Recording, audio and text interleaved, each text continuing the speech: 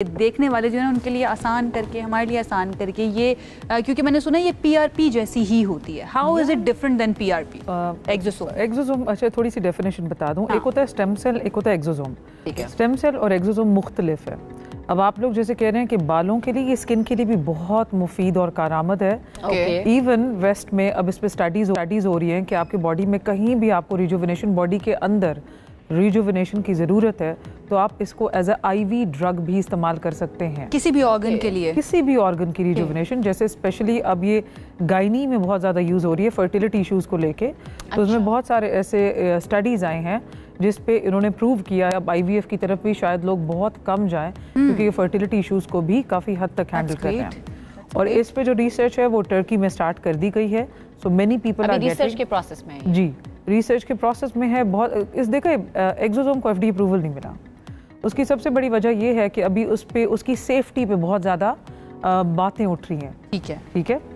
Under the cover all around the world use हो रहा है, अमेरिका में यूज़ हो रहा है, यूके में यूज़ हो रहा है, हर जगह यूज़ हो रहा है। ठीक है। एक्सोसोम है क्या?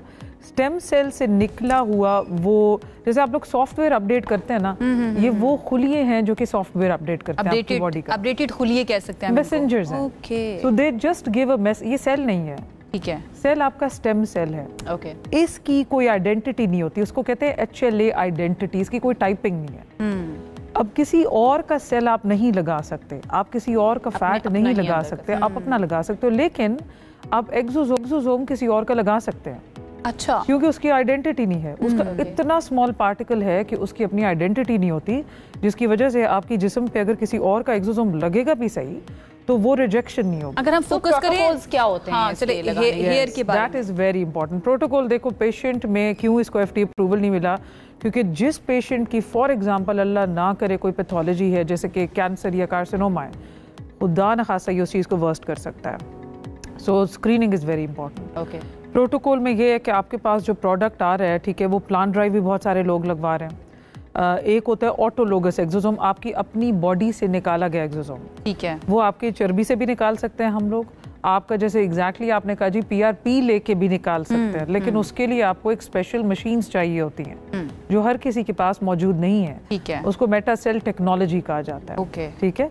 जब आपका पीआरपी निकालते हैं तो वो एक सर्टेन टब्स के अंदर जाता है और उसको फोटो बायोस्टिमुलेशन देते होते हैं हम लोग। यू लॉस्ट मी देयर, बस इतना साइंटिफिक मेरे लिए काफी था। It's very scientific and technical, very scientific. लेकिन इसको एक छोटा सा मैसेज ये दूंगी कि ये खुलिया है, जो कि आपके मैसेंजर आरएनए की जिप खोलता है। ठीक है, उसको कहता है कि यार जो पुराना सेल है उसको निकालो, नए सेल की बेसिकली कम्युनिकेशन हो रही है आपकी बॉडी के अंदर। इसका सिंपलीफाई कर दिया ना प्रोसेस जो है ना, इसके प्रोसेस को थोड़ा सा एक्सप्लेन कर दे। इज इट लाइक पीआरपी ही होता है, लाइक आपके ब्लड को निकाल के उसमें से आई थिंक क्या बोलते हैं उसको निकाला जाता है, जो कि आपका प्लाज्मा निकाला जाता है। एग्जैक्टली, पीआरपी से बहुत मुख्तलिफ है। ठीक है, पीआरपी शॉर्ट लिव्ड है, बहुत कम उसके लिए रहता है, लेकिन ये तरीका ये होता है कि ये बने बनाए सेल्स हैं, वॉयल्स के अंदर आएंगे। आपकी बॉडी से जो निकलता है उसको MCT कहा जाता है।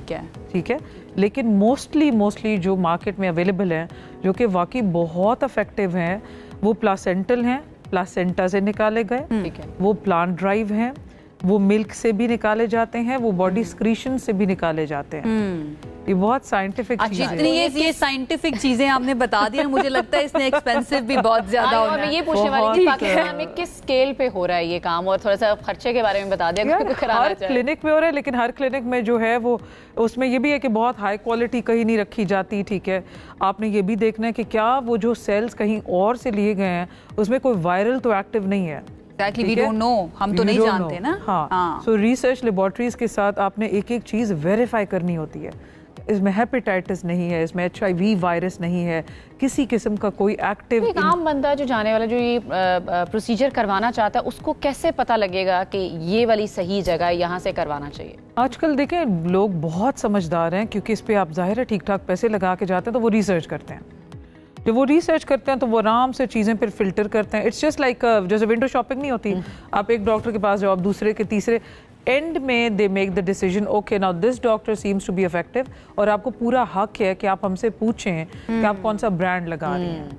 अदरवाइज आप वर्ड ऑफ माउथ अगर किसी ने किया हुआ है, एक्सपीरियंस किया हुआ है, वो ही ज्यादा बेहतर है। यार वर्ड ऑफ माउथ, दूसरा आजकल chat GPT is such a blessing, AI is such a blessing. ठीक है, कितना एक्सपेंसिव है ये प्रोसीजर? देखिए 35,000 से भी शुरू हो रहा है और ये तकरीबन 4 लाख तक भी जाता है। ओके, ये इतना इसकी वेरिएशन और सेशंस होते हैं इसमें या किस तरह से होता है? हाँ, जो कि कोरियंस वाले हैं ना उसमें 3-4 सेशन, लेकिन जो कि जैसे 10 बिलियन हो गया, 25 बिलियन है, 4 बिलियन सेल्स है, इस तरह। ठीक है, इनका ये है कि आप 2 सेशंस आर सफिशिएंट, साल के अंदर आप 2 सेशंस करा लें। अच्छा ठीक है, अगर मैं एक ट्रीटमेंट करवाती हूँ एक्सोसोम का अपने बालों के लिए, अपने बालों को लंबा करने के लिए, एक सेशन के बाद मुझे जो उसका असर नजर आएगा वो कितने अरसे के बाद आएगा? एंड देन इसका मुझे ये बताए कि डाउन टाइम कितना ज्यादा है? There is no down time, zero down time. आपको शायद उस टाइम बर्निंग, इचिंग हो, पेन हो। Even for skin, there is no down time? No bad down time. Okay. बहुत कम है कि किसी का एलर्जिक रिएक्शन हुआ हो, अदरवाइज मोस्टली लोगों को कोई डाउन टाइम मैसेज होता नहीं है। क्योंकि पीआरपी के बाद तो आपका down time bruise is only down time, कि जब भी नीडल हो तो नीडलिंग के बाद ब्रूजिंग तो पॉसिबिलिटी होती है, otherwise there is no down time. ठीक है। दूसरा ये कॉन्सेप्ट क्लियर करना कि ये बाल लंबे नहीं करेगा, लंबा हेल्दी करेगा, आपकी यस जेनेटिक्स में होता है। ठीक है। तीसरा बहुत इंपॉर्टेंट है कि देखो जहाँ पे आपका हेयर फॉलिकल नहीं होगा ना, ये नया हेयर फॉलिकल नहीं ला सकता। ओके। ये आपके एग्जिस्टिंग हेयर फॉलिकल्स को थिक भी करेगा, स्ट्रॉन्ग भी करेगा, उनकी डेंसिटी भी इंप्रूव करेगा, हेल्थ भी करेगा, खुश्की के मसाइल को भी ठीक करेगा। हेयर फॉलिकल्स डेड हो चुके हैं, लाइक बहुत सारे स्पेशली मर्द हजरात होते हैं, उनको बिल्कुल ही खत्म हो जाते हैं बाल आना ना, तो क्या उनके डेड हेयर फॉलिकल्स को भी जिंदा कर सकता है या फिर उसके ऊपर इसका कोई असर नहीं होगा? अब जो उसके लिए बेसिकली फिलहाल के दौर में ये है कि आप हेयर ट्रांसप्लांट कराएं, आप एक्सोसोम्स की तरफ। हेयर ट्रांसप्लांट का ऑल्टरनेट नहीं है ये? हेयर ट्रांसप्लांट का अब ऑल्टरनेट आ रहा है in future, that is known as PP450।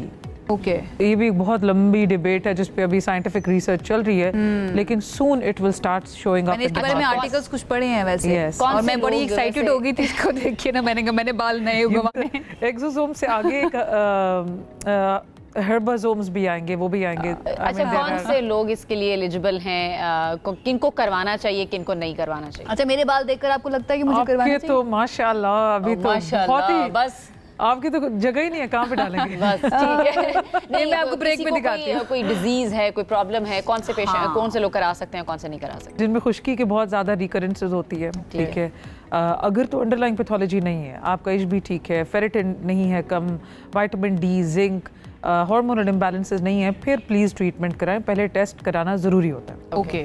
दूसरा, अगर आप 30 इयर्स पे आ गए, I think now that's a time when you need to maintain what you have. Okay. क्योंकि 30 इयर्स के बाद चीजें डिरेंज्ड होंगी, एक्सेलरेट नहीं होंगी, तो इसलिए start maintaining. You can take help. जहाँ पे आपको लगे कि यार मेरा हेयर फॉल बहुत हो रहा है, मैं बिल्कुल ठीक हूँ, लाइफस्टाइल ठीक है, मेरा स्मोकिंग नहीं है, कुछ भी नहीं है, और आपको कुछ समझना है, yes you can take help of these treatments, they are very very. ये मेंटेनेंस के लिए भी अच्छा है, जो सिर्फ मेंटेन करना चाहते हैं? मेंटेनेंस के लिए भी बहुत अच्छा। आपको चूज करना पड़े एक्सोसोम या पीआरपी? आप मेंटेनेंस के लिए पीआरपी, एज अ ट्रीटमेंट अगर बहुत डैमेज हो चुका है तो आप